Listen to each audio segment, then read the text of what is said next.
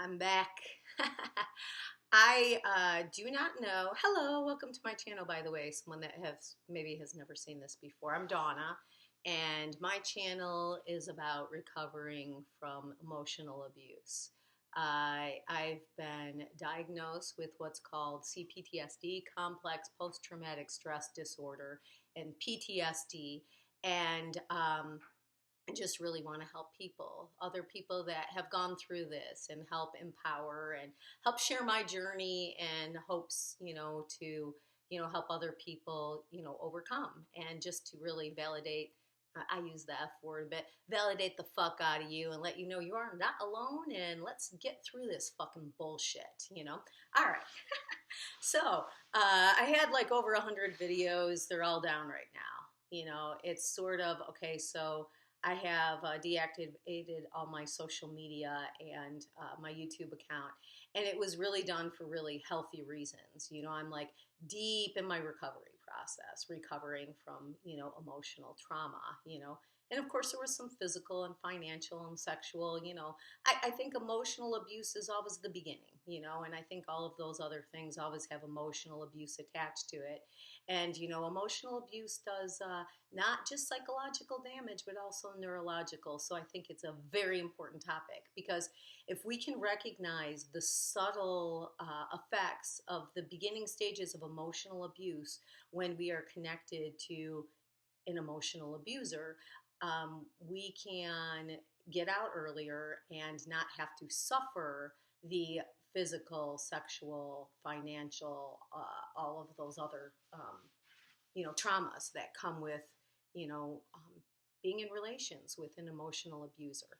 So anyways, I took down all the social media and that, and, just really for self-reflection, to pull back in my own energy and, to get to a place where I've actually gotten right now, without all the chatter from everyone. And sometimes some of the chatter is well-meaning, but, it'll take you down a road that like your path isn't meant to be on, like I'm like on this journey, I'm on this healing journey. I'm really trying to connect to myself, to become a self again. And, that's I got like 5 books going right now, but I've got 2 that are almost done. One is a little more poetic, and the other is a little more of like the psychology behind the trauma that I lived through. And it's called Becoming Selfish. No one steal that title. It's mine. Let's copyright it right here. That is mine. So that one's almost done. And also Becoming Uninvisible. And I'm sure that anyone that's lived through emotional trauma can relate to both of those titles. You lose self, and probably quite often by your abuser, you were called selfish and you learned to not connect to your own being anymore. It's a horrible thing that is done. And it's done through gaslighting and manipulation and emotional abuse.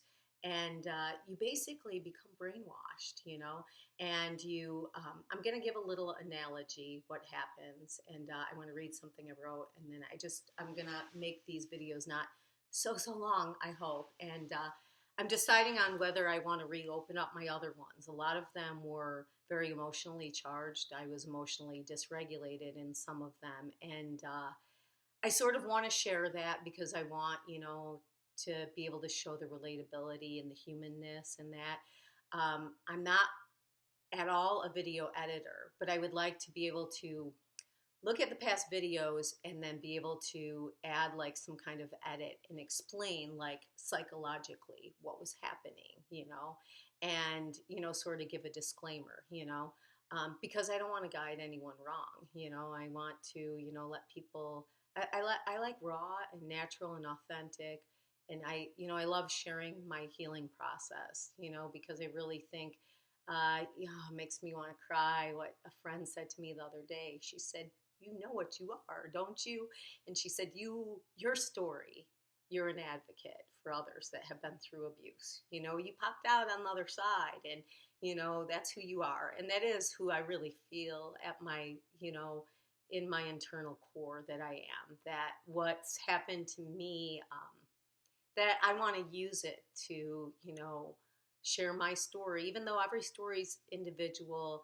There'll be things that, each person that's lived through emotional abuse can relate to, so everyone that's suffered, through, you know, the psychological manipulation,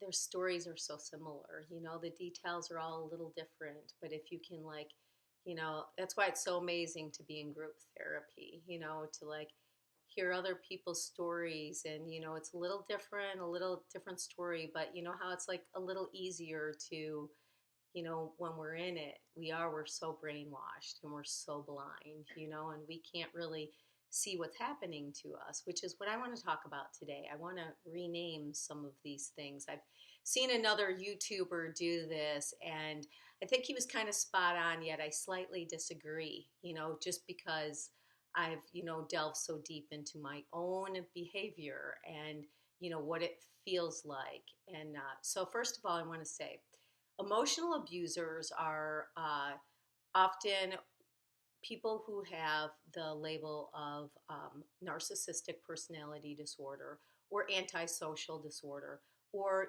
on the deeper ends, psychopaths or sociopaths. These are actual personality disorders. Someone with CPTSD, PTSD, codependency, or what the YouTuber reframed as self-love deficient, those are trauma responses to an abuser. Those are not personality disorders. You do not have a personality disorder because you were emotionally abused, those people that abused you, they had the personality disorder, So a lot of times there's a lot of enmeshment that goes on. This is part of the brainwashing with emotional abuse, They'll make you feel like you're crazy.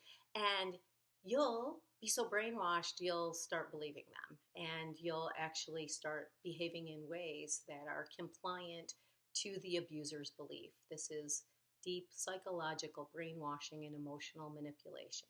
So the two things that I wanted to rename, I'll talk about the codependency rename in a second, but I want to say about narcissistic personality disorder. It is not about someone thinking that they're so beautiful. That is not what it is. It is someone that exhibits behavior of emotional manipulation, which includes gaslighting, they all fall under emotional manipulation, but gaslighting is one of the most insidious things that they do. They do what's called mind salad, future faking, love bombing, discarding. These things create what's called intermittent reinforcement. It's highly addictive, and it's so they'll love bomb you, and they'll tell you things, like that they love you so much and they find you so incredible, and then all of a sudden a switch flips and you are the most horrible, unworthy, lowly person that ever existed. It causes huge cognitive dissonance within the victim. It's a horrible thing to live through. What's going on in the mind of the abuser is, because they are disordered and they have a personality disorder, is they are unable to, it's called object complacency. They only see you in black and white. So when they are love bombing you, they actually feel that. They idolize you. And of course, you're a human being and you will never meet their idolized perfection. And then when they get a glimpse that you're human, they start discarding you because they can't see people in their fullness. You're black and white, And then sometime their mind will loop and remedy it, and they will start seeing you as perfect again, and they'll start love bombing you. And then you'll do something human. Who knows? You don't even know what you do to trigger them. Their triggers are right there at the surface, just waiting to be activated. And mostly the trigger that's waiting there that is stuck in their nervous system, because I believe it's, like the four quadrants of the nervous system. It's the fight or flight, freeze or fawn. And people that are in these personality disorders are usually very quick to anger, So it's usually rage. That's right at the surface. So I think we should call it what it is. Like, I think that, narcissists may think they're the most beautiful, perfect people in the world. That's part of the disorder. That's part of that, what they'll call the false mask that they wear. So, because they're filled with so much toxic shame. I think we should call it what it is, which is reality distortion disorder. You know, I don't think that they should feel like they're so great, like, oh, I'm a narcissist. Oh yeah, I'm so beautiful. No, you aren't. We're all beautiful and we're all faulty. You're not perfect, and it's okay. None of us are. It should be called what it is, which is reality distortion disorder. I like to call it RED for short, REDD, reality, RE, distortion disorder. You know, call it what it is. They lack self-reflection, they lack accountability, and they hugely lack empathy. And, you know, I really think we should call it what it is so they can start reflecting, you know. It's this narcissistic label has almost became where, you know, they're almost thinking it's a good thing. Like, it means they're better than everyone. And that is what the disorder is about. They think that, and it's not, hey, I ran a marathon and came in first place, I'm proud. That makes me a narcissist. No, you should be proud when you do something. It's, oh, that person ran a marathon. I could do that too. I just choose not to because I'm above running marathons. I don't even know why they do that. That's narcissistic behavior, okay? So call it what it is, reality distortion disorder. They are not better than everyone because no one is. They are not perfect because no one is. They lack the ability to see other human beings as whole, both worthy and flawed. That is reality distortion. All right, so I want to read what I wrote. It's going to be awkward about the codependency, self-love deficient, in my opinion of what it really is, because I've realized that I've been gaslighted so badly throughout my life by emotional manipulators that I have blindness to it. And so I just want to read this, share this. I hope I can read it. It's on the computer I'm filming on. So what came first, the codependency or the gaslighting? The codependency is a direct result of the gaslighting. The enmeshment is a creation and end result of brainwashing, manipulation, and gaslighting. You aren't fucking codependent. You aren't self-love deficient. You are fucking brainwashed.